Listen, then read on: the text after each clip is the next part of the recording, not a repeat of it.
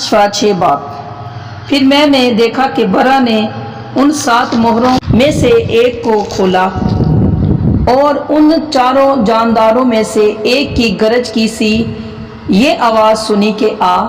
और मैंने निगाह की तो क्या देखता हूँ कि एक सफ़ेद घोड़ा है और उसका सवार कमान लिए हुए है। उसे एक ताज दिया गया और वो फतह करता हुआ निकला ताकि और भी फतह करे। और जब उसने दूसरी मोहर खोली तो मैंने दूसरे जानदार को ये कहते सुना कि आ। फिर एक और घोड़ा निकला जिसका रंग लाल था। उसके सवार को ये इख्तियार दिया गया कि ज़मीन पर से सुलह उठा ले ताकि लोग एक दूसरे को कत्ल करें। और उसे एक बड़ी तलवार दी गई। और जब उसने तीसरी मोहर खोली तो मैंने तीसरे जानदार को ये कहते सुना कि आ। और मैंने निगाह की तो क्या देखता हूँ कि एक काला घोड़ा है और उसके सवार के हाथ में एक तराजू है। और मैंने गोया उन चारों जानदारों के बीच में से ये आवाज़ आती सुनी कि गेहूं दिनार के सेर भर और जो दिनार के 3 सेर और तेल और मैं का नुकसान ना कर। और जब उसने चौथी मोहर खोली तो मैंने चौथे जानदार को ये कहते सुना कि आ।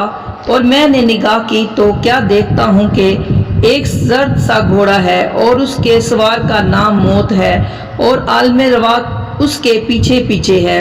और उनको चौथाई ज़मीन पर यह इख्तियार दिया गया कि तलवार और काल और वबा और ज़मीन के दरिंदों से लोगों को हलाक करें। और जब उसने 7वीं मोहर खोली तो मैंने कुर्बान गाह के नीचे उनकी रूहें देखी जो खुदा के कलाम के सबब से और गवाही पर कायम रहने के बायस मारे गए थे।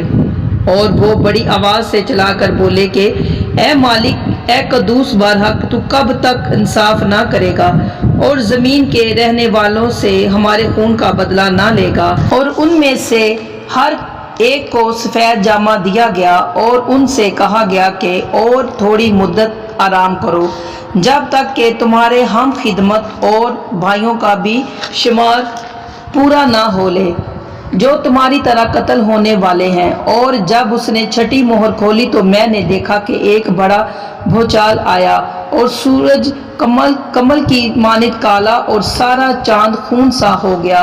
और आसमान के सितारे इस तरह ज़मीन पर गिर पड़े जिस तरह ज़ोर की आंधी से हिलकर अंजीर के दरख्त में से कच्चे फल गिर पड़ते हैं।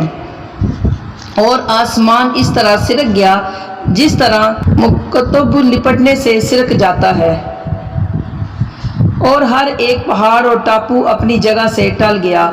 और ज़मीन के बादशाह और मीर और फौजी सरदार और मालदार और जोरावर और तमाम गुलाम और आज़ाद पहाड़ों के गारों और चट्टानों में जा छुपे और पहाड़ों और चट्टानों से कहने लगे कि हम पर गिर पड़ो और हमें उसकी नज़र से जो तख्त पर बैठा हुआ है और बरा के गज़ब से छुपा लो क्योंकि उनके गज़ब का रोज़े अजीम आ पहुंचा। अब कौन ठहर सकता है